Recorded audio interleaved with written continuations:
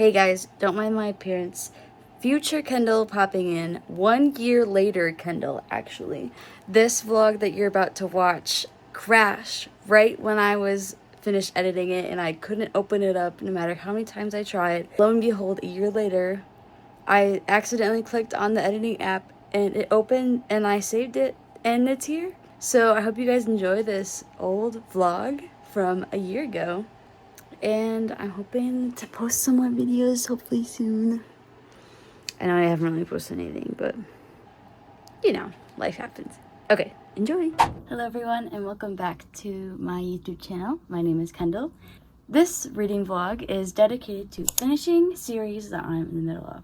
I wouldn't say I have like a unbearable amount of series that I haven't finished, but there's quite a few. Today I'm focusing on 3. I was thinking of a March TBR and I kind of thought of a few books that I wanted to read and they all happen to be the second book in a series. The first book that we'll be reading in this vlog is If Only I Had Told Him by Laura Nolan. So, everyone knows this book, if you had been with me, which was super popular maybe like a couple years ago. It was like, this book's gonna make you cry, and I think I cried. I read this book 2 summers ago, so almost 2 years ago. But I tabbed it, I remember really liking it, and so when this one came out, I decided to buy it.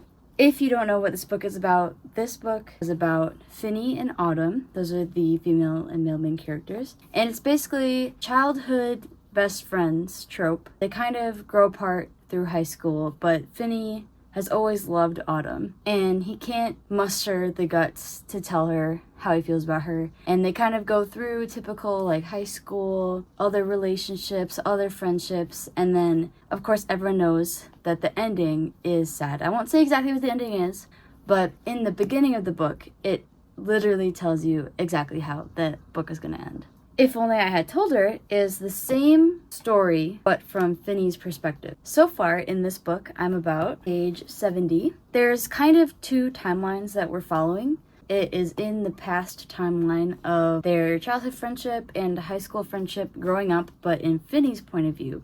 And then there's the second timeline of kind of the present, which is post-graduating the summer before they're supposed to go to college. It's before like the ending of this book. So we kind of get to see what's going on in Finny's mind throughout everything. But I'm pretty sure the end of this book is partially in Autumn's POV. So I think we might get some events past where this book ended. So my thoughts so far. This book is very high school, very young adult. I now am remembering what it was like to read the first book. It's like addictive and it's fast to read, but it is very like simple language. It's a little like repetitive. I feel like the thoughts of the characters aren't very mature, but that's because they are just graduated high school. They're still young. At first I was like going from reading like Sarah Adams like adult romance to this. I was kind of like not ready for that switch, but I'm already like immersed back into this just like story. I am finding it like a little repetitive from the first book, but I'm still like, I want to keep reading, and I've only really read most of this so far today.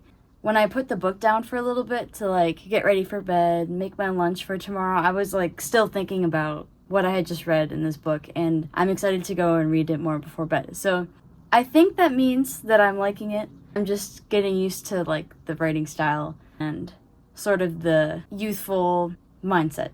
My like biggest annoyance right now is that Finny is all like, oh, I can't tell her. It's a little frustrating. But his inner thoughts about Autumn are really sweet. Kind of what you really want someone to be thinking about you if they really love you. So far it's good. I am tabbing this book as well because I did for the first book. I have the same sort of prompts as the first book, which was cute, sad, OMG, and happy. And we'll see if I kind of have the same reactions. And yeah, so my plan is to read this hopefully within the next couple days. It might be a little ambitious because I don't have the most free weekend, but like this book is easy to read. I read it pretty fast, so we'll see.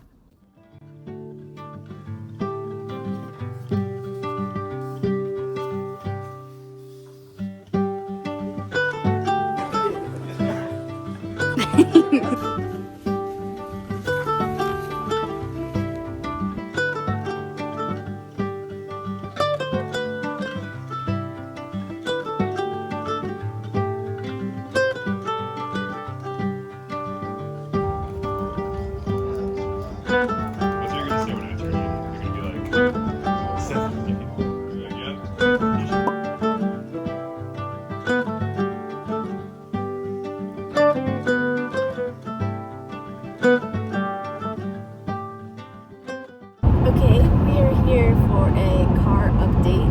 Hopefully the audio is okay, but I don't have like a lot of time today and didn't get to update before I left, so I'm going to talk about how I'm feeling about both my reads so far.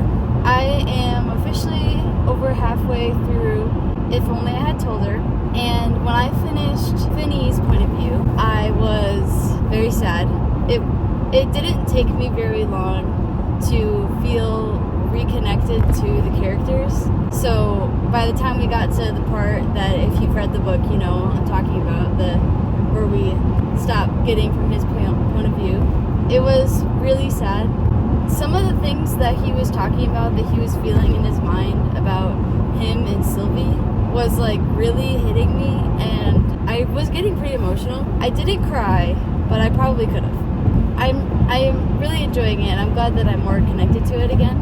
And then when we started getting Jack's point of view, which is his best friend, it was kind of fun to like watch his thoughts and kind of get to know him. Because in the first book, Jack is really only a side character, and when I first started reading this book, I was like, wait, who's Jack again? And I had to like remind myself who he was. But it's actually been really interesting to see his point of view. I will just say, like, this is a pretty heavy book, even though it's really YA and the writing is pretty simple and, like, you know, there's nothing like extravagant about it. It really is like making me sad, but like not overly to the point where I feel like I have to stop reading it. I'm feeling really connected to it, and it's just talking a lot about like grief.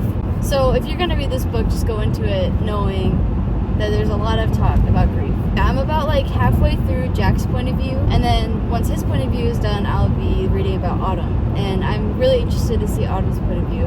And honestly, I think it might be like the most sad. I don't know if I'm ready for that, but I love this book. I've been like flying through it because it's just so easy to read. Don't mind my frog, by the way. He's just hanging out.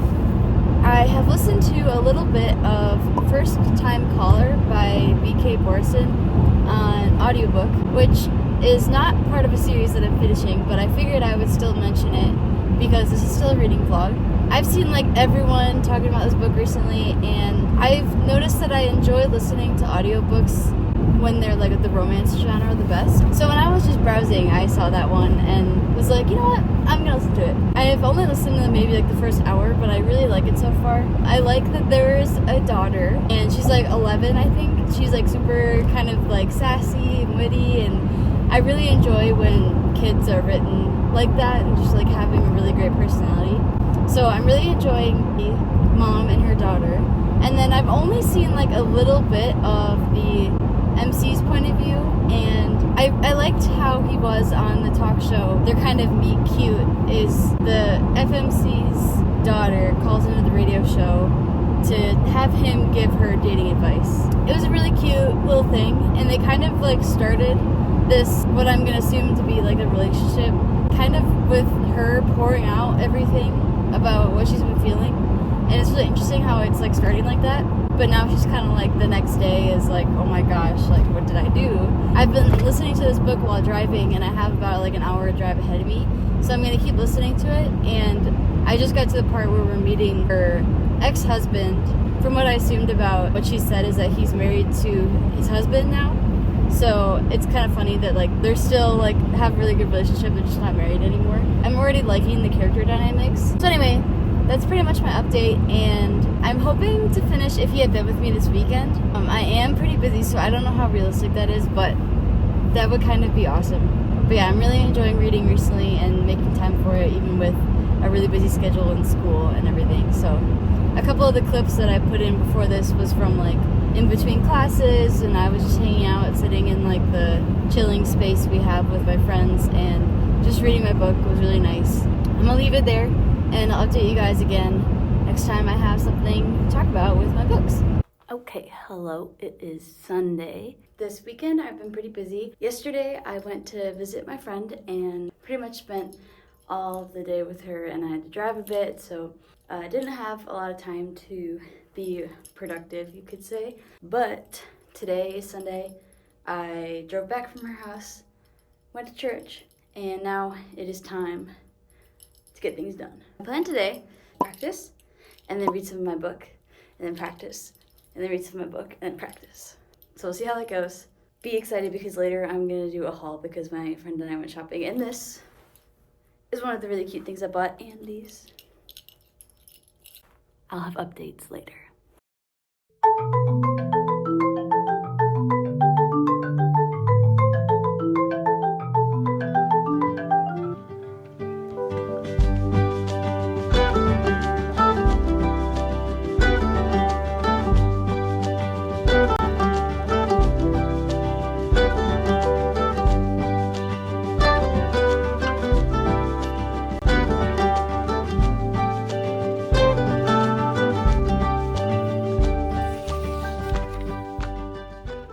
It's Wednesday, and I think I'm finally gonna finish this book today. I only have about 100 pages left, so I'm gonna try and find little times throughout the day to read and finish it. So I am at my apartment. I totally got soaked on the way home because it rained today and I forgot my umbrella. I changed into my comfy clothes and now I'm all nice and warm.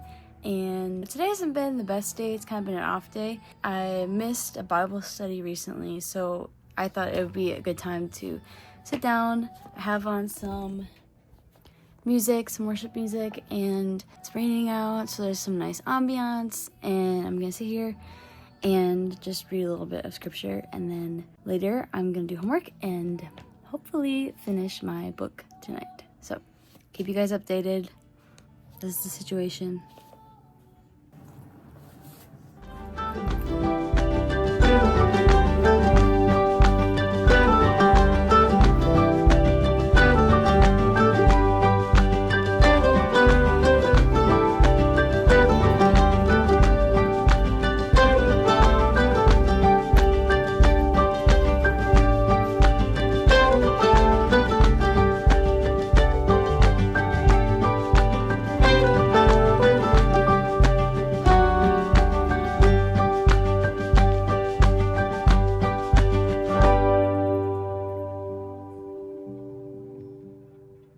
It is time to finish this book.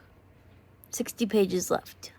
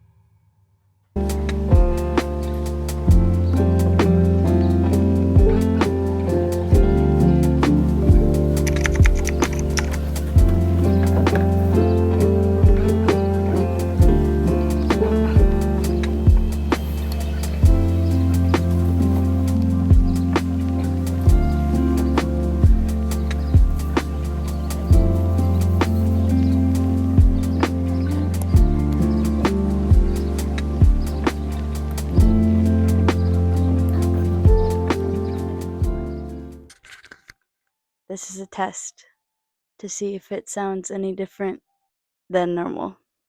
Hello. Hopefully this sounds okay. As you can see in my window, I now have a light and tripod and microphone. Isn't that great, Tina?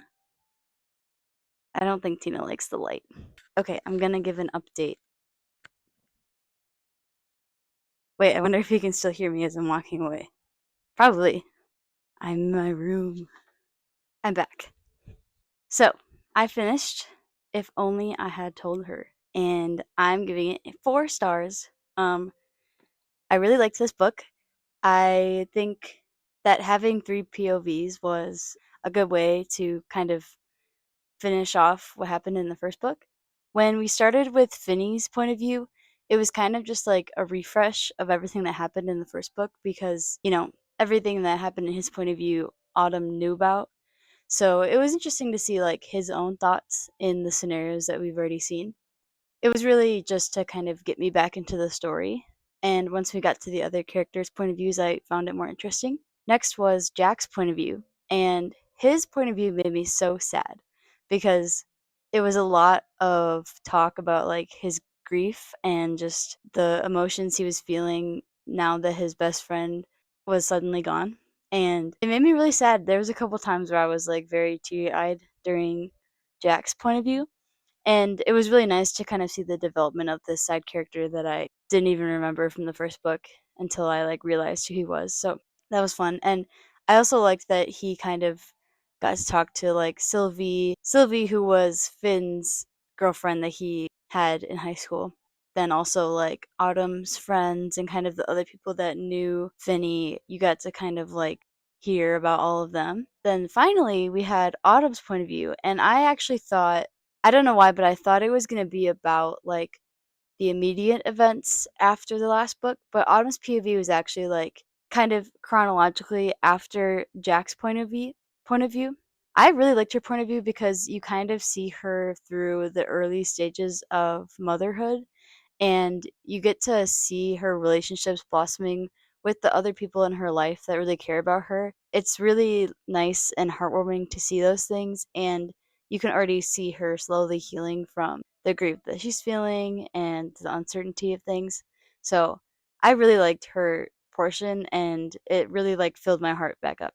I have some annotations, and I really enjoyed it. It was really easy to read. I read it really fast because the writing is just so simple. It's really easy to just fly through. And overall, I'm glad that I read this after If Only He Had Been With Me. And I think it is worth it to read this book if you just want to know a little bit more about kind of the aftermath, what happens, and how all the characters are feeling, and kind of just be in the minds of these young adults who are going through something really hard in their life.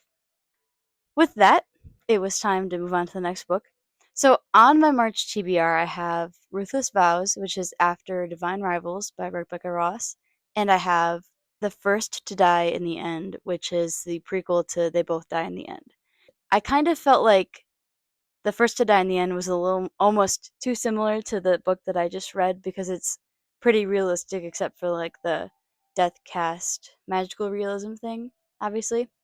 I didn't know if I wanted to read about grief again after just reading about this book. So I think this morning when I was choosing what I wanted to read next, I decided to go with Ruthless Vows. And I haven't actually started the book yet. I did take it out of its dust jacket and I added some tabs. So I'm ready to read this book. However, I was reading a summary of the first book online because it hasn't been that long since I read the first book. It's been less than a year. But when I read the first book, it was kind of over the span of like a month or so. Like sometimes life just happens and I don't have time to finish a book within a week or 2 weeks. But I find that whenever I read a book like that, I end up not remembering it as well and not enjoying it as much.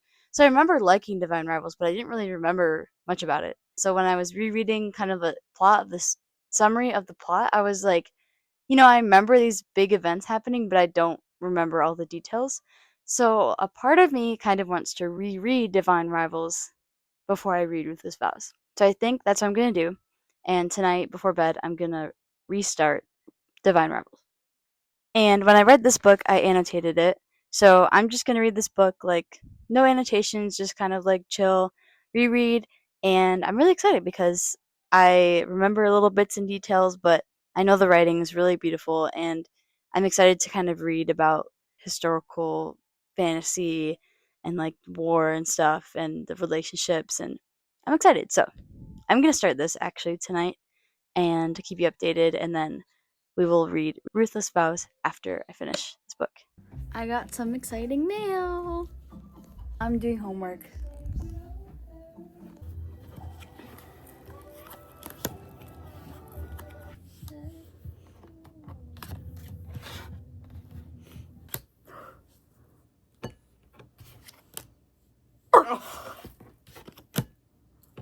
Oh my god.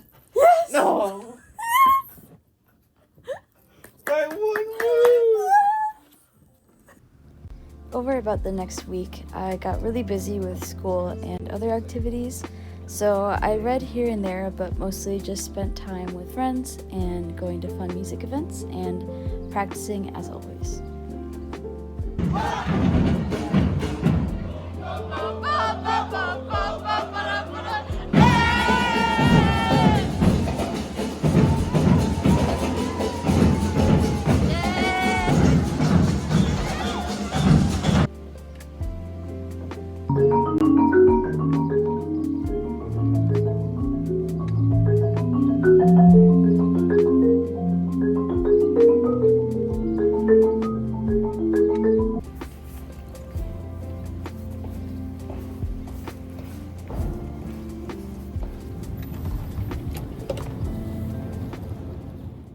Hi guys! So, it has been a couple weeks since I recorded anything because school has been super busy, but I am officially on spring break. Yeah! So, I am going to hopefully post a bit more, just have more time, which is nice. So, I'm going to give an update on Divine Rivals. I have still been reading this as much as I can with being busy. I'm on page 173, which is about halfway. I'm in part 2 of the book. I think there's like 3 parts. Oh, wait, there's a table of contents. Yes, there are 3 parts, and I'm currently on part 2, chapter 24. Like I've said, this is a reread for me, so I'm really enjoying it because I'm kind of reliving things that I like kind of remember but forgot the details of. So this has been really fun to read about. And there is a couple like really sweet moments between either Iris and Roman or Iris and another side character that we meet at the beginning of part 2 that are really sweet. And I'm going to try not to like spoil anything because I was reading some of my annotations. I annotated this, I don't know if you can tell the first time I read it. So it's fun to see the annotations that I made. But when I got to part 2, sort of like the thing that Iris decides to do in the beginning of part 2 really caught me by surprise. And then it's like the main plot of the second half of the book. When I went into reading this, I only knew about the typewriter thing. So I don't really think it's a major spoiler that Roman and Iris are communicating through the typewriters, even though Iris doesn't know it's Roman right away. But the kind of like 2/3 of this book I had no idea was gonna happen. Like I knew there was like some sort of like historical fiction, like war like atmosphere, but I didn't know how that was gonna come into play with our main characters. So I don't want to give too many details, just so that if you decide to read this book, you can kind of go into it knowing what you want to know. But it is fun to see my annotations and my reactions to how some things happened the first time. I do want to share a quote.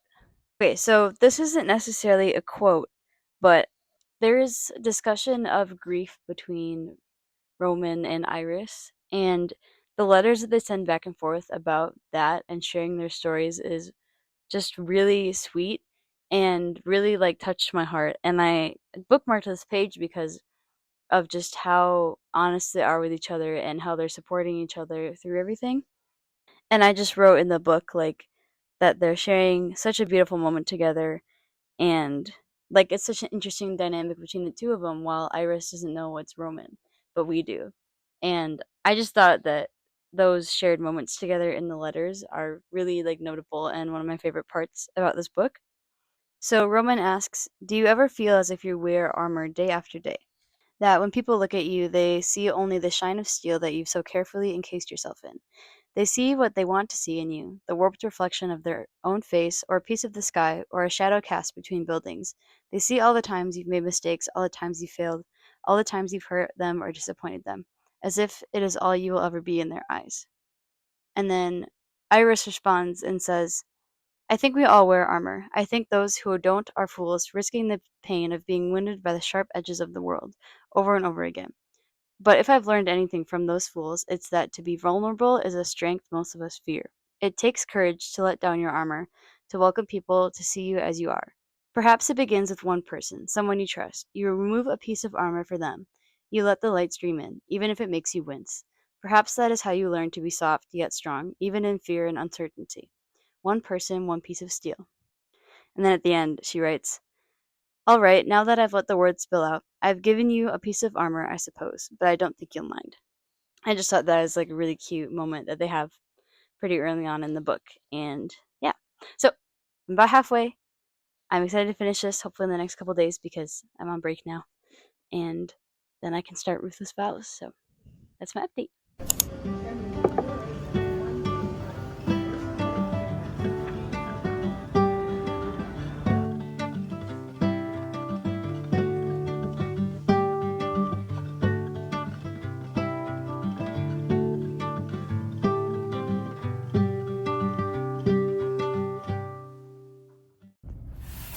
Okay, so I had to drive Josh to a dentist appointment, and I don't know how long it's gonna take, but I have 50 pages left. I'm going to try and see how far I can get while I'm sitting here waiting for Josh. So let's put on a little timer and see how much we can read in the next however long this appointment takes. And see if we can finish it.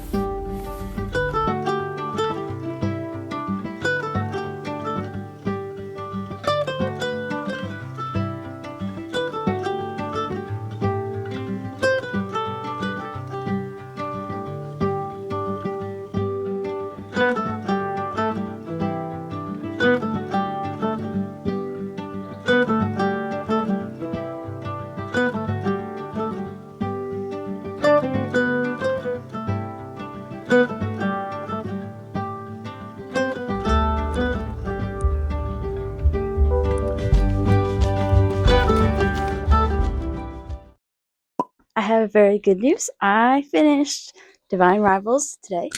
And guys, I think I'm going to give this book 5 stars because I just, on my reread, remembered how much I really love this book. And the writing is just so beautiful, and the characters and the experiences that they go through and the way it's described, it's just so like heart touching. And this book isn't necessarily the most like intense book that I've read, but there's still like a lot of action in the plot, and it like ends with a plot twist. And I remember the first time I read this, I was like kind of like not expecting some of the things that happened. And overall, I just, two reasons why I really think this is a 5 stars for me is because one, I'm thinking about it when I'm not reading it, especially after I finished it. I've been thinking about it all day. And secondly, constantly when I was reading, I kept thinking, oh, I love that line, or oh, I want to underline that right now. And I think when I really love a book, I'm just always like, wow, I love that part, I love that part, I love that part. So 5 stars for me, which means that I am going to start the second book that is on my March TBR now that I've reread the first one, which is Ruthless Vows. And I'm really excited to start this because, like I said, Divine Rivals kind of ended on cliffhanger, and I'm just excited to see more of like how the politics play out, how all the relationships play out, and maybe new characters that we get to see more of. And I'm just so excited. I conveniently already put some annotation supplies in here. So I have my bookmark. I have 3 colors on here. I also marked in the book what each of them are going to mean. So I'm ready to jump into this book, and I'm definitely going to start it today, and I'm just so excited. So I will let you know how I think of the beginning of Ruthless Vows. And that is my update.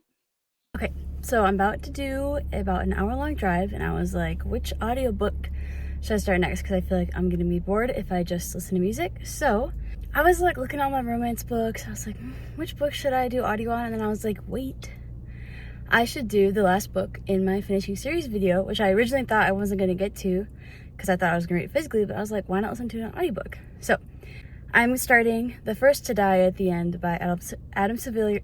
Oh my gosh, Adam Silvera, because I read They Both Die in the End, and now I'm gonna read this one, and I'm very excited. I already listened to like the first chapter, and it's already kind of intriguing, and I kind of know what Deathcast is already, which is like the service that tells you the day of that you're gonna die that day.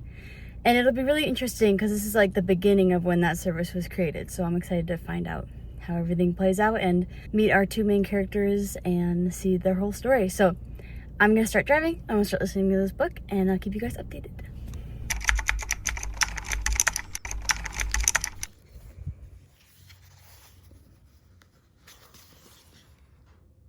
Yeah! It's been a couple days since I recorded the clip of me in the car starting The First to Die in the End. And I'm officially, I think, 60% of the way through. I've been listening to it all on audio, but I have the physical book, so it's kind of fun to see like where I'm at physically.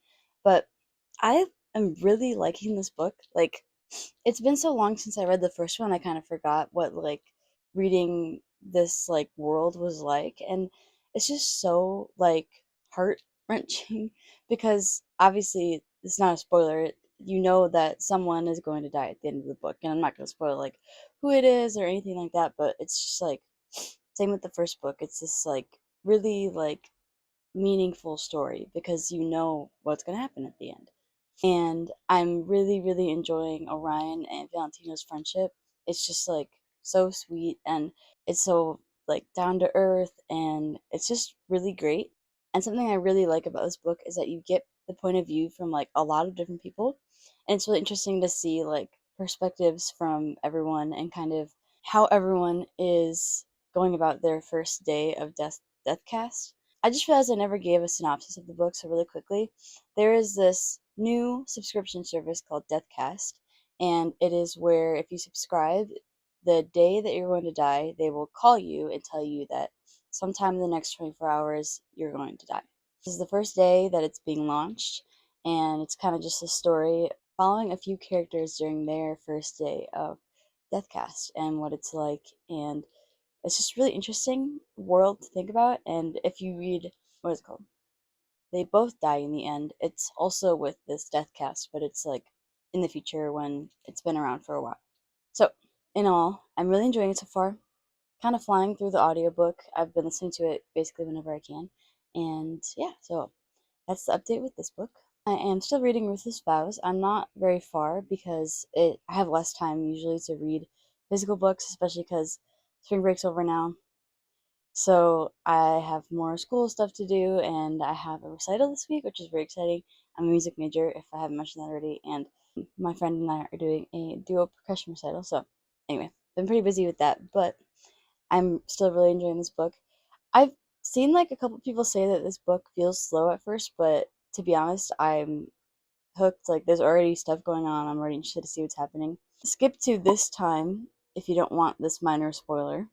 If you've read this book, you'll know this has there's this trope that I really like for some reason. It's like in Divergent and a couple other things I read where it's like the like love interest has to get the other love interest to remember them again. Like there's some scenario where they forget about the other person and then they have to like remember them. And I didn't realize this trope was so popular, but it's in this book, and all I know so far is that Roman doesn't remember Iris, so I'm excited to see how that goes. Okay, spoilers are over. But anyway, this book is good. I'm liking it so far. I'm excited to get more into it because I think I'm only like 70 pages in right now. So that's the update, and I'll see you guys later. Alright, I think it is time for my final update of this video. I finished The First to Die at the End. So, I finished the audiobook today. I fully listened to this book on audio, which I think was actually a really good decision because one of my favorite parts about this book is that you get a bunch of different POVs and it's fun to hear different voice actors for the different characters. And I think that was a really strong part of this book was seeing all the different characters and all the different side plots and everything and how it all comes together at the end. That was like one of my favorite parts was just getting to know everybody. There's also little Easter eggs from they both die at the end and you hear a couple names that you might recognize and it's like, that makes it interesting, which is fun. And though the ending, in a way, is kind of predictable, there was also like one thing that surprised me. And then the end, I was like sad, I was happy, I was like emotional. And this book just really was so real and really did a good job of capturing like real issues we have, how it makes people feel like in society, and how it can feel to grow a really fast relationship with someone and to create bonds with people and connect on just other levels. And it was so fun to see Valentino and Orion just grow this relationship, friendship, whatever you want to call it, and all the people they love and learn about all of that. And it just, this book is so worth it, in my opinion, to read if you really liked They Both Die at the End, because it gives like more interesting tips about like this world, and you get to meet more characters. The writing style is, in my opinion, like really like captivating and easy to read and very realistic. So I really enjoyed it. I'm glad I read it, and I'm giving it 4.5 stars. So this was a very good read, and technically, I finished it today, which is April 1st. Happy Fool's Day. But I'm going to count it as a March read because I basically read all of it in March. With that, I'm going to wrap up today's vlog. So let's do a little recap of this because I think this vlog spanned over basically like all of March. So I think we need a little recap.